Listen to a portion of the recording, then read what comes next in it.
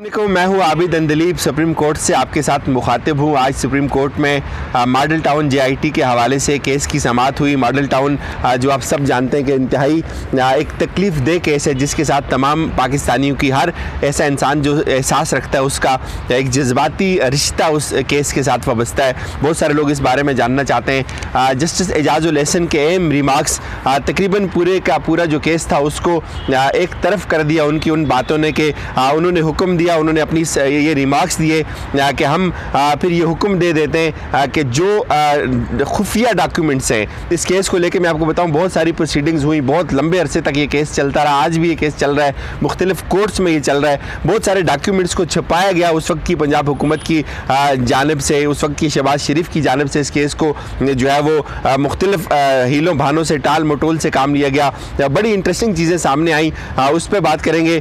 और ख़ास तौर पर जो ऑब्जर्वेशन जस्टिस एजाजुल एहसन साहब की सामने आई उस पर बात करेंगे। लेकिन उससे पहले मैं आपको थोड़ा सा शार्टली इसका बैकग्राउंड बताता हूँ। 2018 में जब साकिब निसार साहब का दौर चल रहा था, जुडिशल एक्टिविज़म बहुत अरूज पे था, वहाँ एक बिस्मा अमजद, एक मासूम बच्ची ने एक दरख्वास्त दी साकिब निसार साहब के दौर में। चूँकि वो बहुत हिस्सास थे इस मामले में, उन्होंने उस बच्ची को सुना तो बच्ची ने जो गुजारिशात की थी उस वक्त, जिसकी वजह से साकिब निसार की आंखों में आंसू आ गए थे, वो रोने लग गए थे कोर्ट में। बच्ची ने ये कहा कि जनाब चीफ जस्टिस, आप ख़ुद को मेरी जगह रख के सोचें। मैं एक बच्ची हूँ जो अपनी माँ के साथ सोती थी, मैं अपनी माँ की गोद में, माँ के बाजुओं पे सोती थी, और मुझे माँ की गोद मुयस्सर नहीं है, मैं बहुत तकलीफ़ में हूँ। और उससे भी बड़ी अजियत मेरे लिए ये है कि हमें इंसाफ नहीं मिल रहा, हमारे दुख का मदावा नहीं हो रहा, हमें कहीं नहीं सुना जा रहा। पंजाब हुकूमत हमें जो है वो सुनती नहीं है, हमारी एफआईआर तक जो है वो दर्ज करने में इतने हीले बहानों से काम लिया गया। ये सारी चीज़ें सुन के चीफ जस्टिस साकिब निसार साहब थे, वो बड़ी अजियत में जो है वो मुब्तला हुए, उनकी आंखों में आंसू आए। उन्होंने फिर इसको खुद नोटिस में जो है वो कन्वर्ट किया। इसको फिर रोज़ाना की बुनियाद पर समाअत के लिए मुकर्रर किया गया। उस वक्त जो जज थे उनसे ये कहा गया कि आप कोई और केस नहीं सुनेंगे। जब 2018 में फिर अवामी तहरीक ने इस सारे केस को आगे लेके चलना था, इसमें बहुत सारे शवाहिद आने थे, उस जेआईटी ने इस चीज़ों को आगे बढ़ाना था, वो सारी जो शवाहिद इकट्ठे हुए। लेकिन सितम ये हुआ कि जेआईटी ने सिर्फ और सिर्फ एक तरफ उन चीज़ों को चलाया। जो कातिल थे उनको सुना, लेकिन जो मकतूल थे, जो ज़ख्मी थे, उनको कोई नहीं सुना गया। उन्होंने खुद बायकाट किया। अवामी तहरीक ने तकरीबन इससे प्रैक्टिकली बायकाट कर लिया। उनका ये मौक़िफ़ था कि ये जो जेआईटी है, ये जो कमीशन बनाया गया है, ये कातिल लोगों ने बनाया, हमारा इससे कोई ताल्लुक़ नहीं है, हम इस पर नहीं सुनेंगे। और फिर उसमें आज भी कोर्ट के सामने ये बात हुई कि उस वक्त के कमीशन ने, उस वक्त की जेआईटी ने ज़ख्मियों को नहीं सुना था, और यही वजह थी कि जो अवामी तहरीक थी उसने उससे बायकॉट किया। आज जो इम्पोर्टेंट बात थी जिसमें जस्टिस एजाजुल एहसन ने बहुत ज़्यादा ज़ोर दिया, उन्होंने ये फरमाया कि कैसे सुप्रीम कोर्ट के 5 रुकनी बेंच का फैसला जो है वो लाहौर हाई कोर्ट जो है वो टर्न आउट कर सकता है। थोड़ा सा मैं इसका हिस्टोरिकल बैकग्राउंड और भी आपके साथ ये शेयर कर दूँ कि एक दफ़ा ये हुआ कि ये केस जब साकिब निसार साहब की कोर्ट में दोबारा आया 2018 में दिसंबर में, तो उसमें तारुल कादरी साहब खुद आए, उन्होंने दलाइल देना शुरू किए। जब तारुल कादरी साहब ने दलाइल दी, उन्होंने भी तकरीबन जो 5 रुकनी बेंच था जिसमें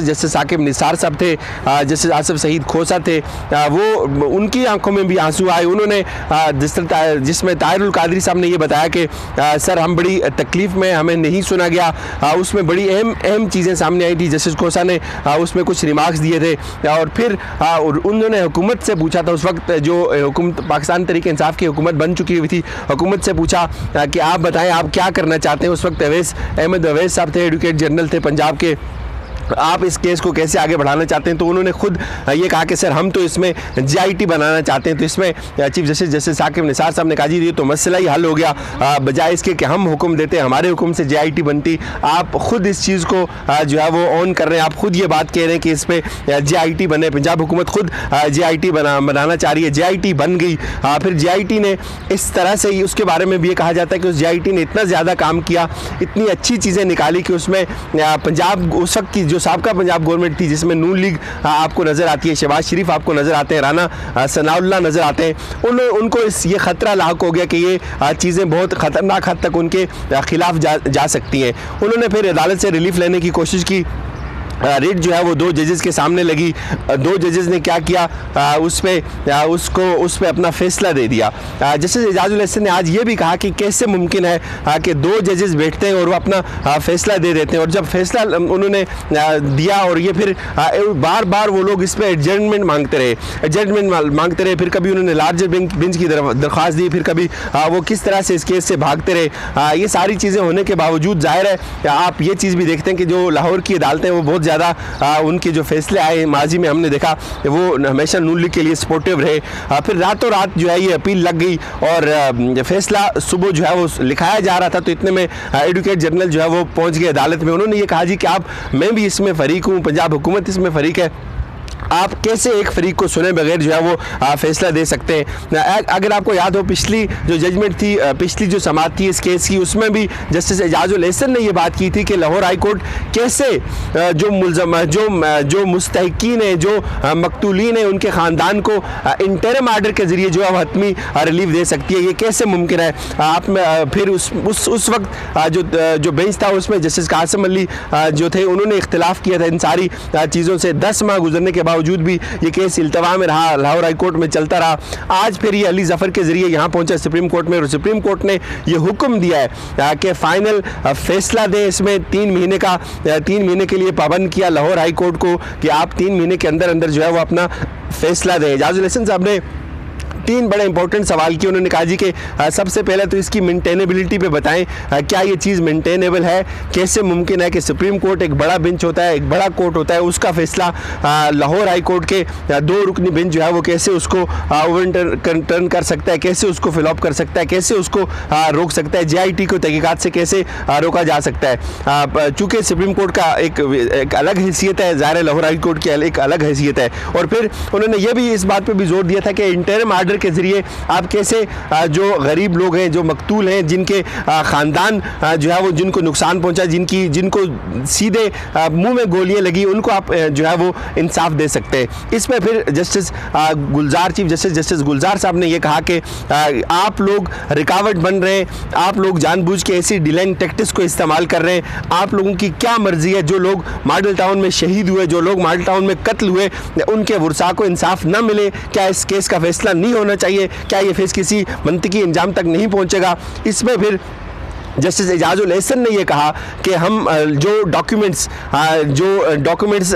खुफिया रखे गए हैं, जिनको लाख के नीचे रखा गया है, हम फिर यह भी हुक्म दे देते हैं कि उन डॉक्यूमेंट्स को भी प्रोड्यूस किया जाए, उन कागजात को भी सामने रखा जाए, उन कागजात को भी सामने लाया जाए। आप लोगों को इस बात का एहसास नहीं कि वो लोग किस कदर तकलीफ में है। फिर इसमें एक और बड़ा इंपॉर्टेंट पॉइंट जो सजाद अली शाह ने उठाया कि अगर कोई प्राइवेट कंप्लेंट आता है बीच में तो फिर स्टेट का केस रुक जाता है, यानी कि अगर कोई इस्तिगासा दायर करता है। ये कानूनी नुक्ता था जिस पे जस्टिस सजाद अली शाह जो थे उन्होंने इस पे अपना मौक़िफ़ रखा, लेकिन थोड़ी देर के लिए हमें शायद लगा था जिस तरह से जस्टिस एजाजुल एहसन साहब ने रिमार्क्स दिए थे, उन्होंने जिस तरह से ये 3 पॉइंट सामने रखे थे कि इस केस की मेंटेनेबिलिटी पे बात करें, फिर इस पे बात करें कि ये कैसे ये मुमकिन है कि आप 3 लोग जो है वो लाहौर जो सुप्रीम कोर्ट है उसके फैसले को उड़ा के रख सकते हैं। और फिर पंजाब हुकूमत ने जो JIT बनाई थी, वो JIT उन्होंने खुद कोर्ट को लिख के दिया था वो JIT बनाएंगे। अगर वो JIT ना बनाते तो ये भी जो है वो कोर्ट की तौहीन होती, ये वो तौहीन अदालत के मुर्तकिब होते थे। ये 3 अहम पॉइंट्स थे। और फिर उन्होंने ख़ास तौर पे जो जिक्र किया कि जो डॉक्यूमेंट्स इसमें अभी तक प्रोड्यूस नहीं हुए, हम फिर ये हुक्म दे देते हैं कि जो डॉक्यूमेंट्स जिनको खुफिया रखा गया है, जिनको अंडर लॉक रखा गया, उनको भी प्रोड्यूस किया जाए, उनको भी सामने लाया जाए। जाहिर है आप जब देखते हैं कि अगर वो डॉक्यूमेंट सामने आते हैं, जिस तरह वॉल्यूम 10 जो है वो नून लीग के लिए ख़तरनाक साबित हो सकता है, उससे भी ज़्यादा उस वक्त की जो पंजाब गवर्नमेंट है उसके लिए वो डॉक्यूमेंट्स अगर प्रोड्यूस हो जाते हैं जिसमें मुबैना तौर पे ये कहा जाता है कि बहुत ज़्यादा मुआवनत थी नून लीग की गवर्नमेंट की, राना सनाउल्लाह उसमें शामिल थे, शहबाज शरीफ की कंसेंट उसमें शामिल थी, जिसमें लोगों को गोलियाँ मारी गई, उनके मुँह में गोलियाँ मारी गई, ख़वातीन को हमला ख़वातीन को गोलियाँ मारी गई। इंसाफ 3 महीने के लिए फिर, लेकिन फिर भी करीब होता हुआ नज़र आ रहा है। ये बहुत इंपॉर्टेंट केस था, इंशाल्लाह इसको मज़ीद हम फॉलो करते रहेंगे सुप्रीम कोर्ट के सब्ज़ाज़ार से। फिल वक्त हमारी तरफ से यही कुछ, अपने फीडबैक से आगाह करते रहा करें। आपका फीडबैक हमारे लिए बहुत ज़्यादा इंपॉर्टेंट होता है, हम उसको लेते हैं, उसको हम कंसीडर करते हैं, उससे हम सीखते हैं उसके अकॉर्डिंग। और बहुत सारे लोग जो है वो सवालात भी करते हैं। मैंने बहुत पहले इस सवालात का एक सिलसिला शुरू किया था, लेकिन उसमें मेरी जो है वो नाअहली समझे, उसमें मेरी मसरूफियत समझे, हम उसको कंटिन्यू नहीं कर सके। इंशाल्लाह उसको भी हम दोबारा टेकअप करेंगे। फिल वक्त इजाज़त दीजिए, अल्लाह हाफ़िज़।